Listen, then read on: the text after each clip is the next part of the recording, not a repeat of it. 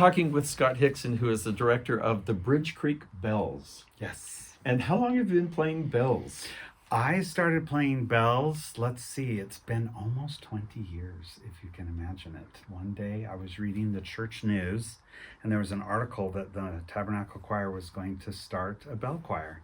And for some reason, I just got this feeling that I should audition, even though I hadn't really rang bells before.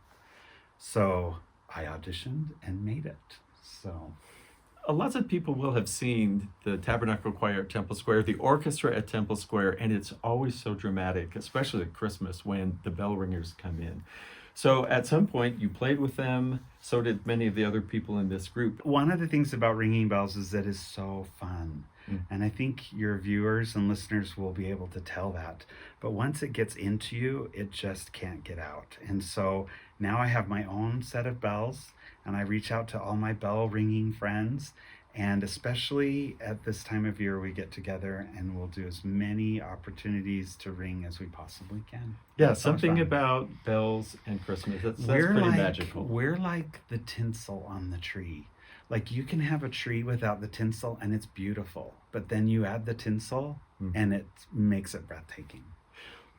This is like a giant mind meld to me because it's no one person has the melody like you might trade it around in an orchestra or a choir.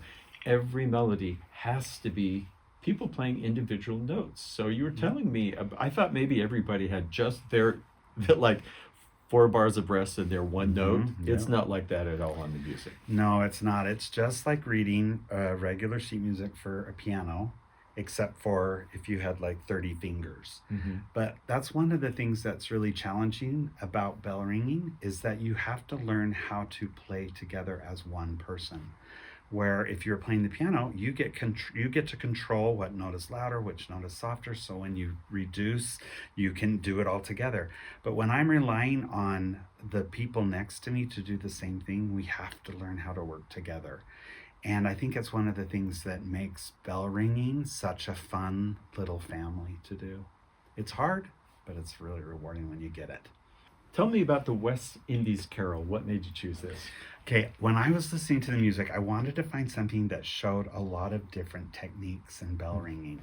And so the West Indies Carol has some thumb damps, it has some table damps and table lifts, all those things that you get to do. Because with the bell, when you play it, it's a simple instrument where it's just you have the casting and then you have the clapper that just kind of rings the bell. But you can do so many different things with it. And so when you hit it on the table, you get a different sound than if I were to just ring it. And so when you find a piece of music that combines a whole bunch of these techniques, it makes it fun for the ringer and more interesting for the listener.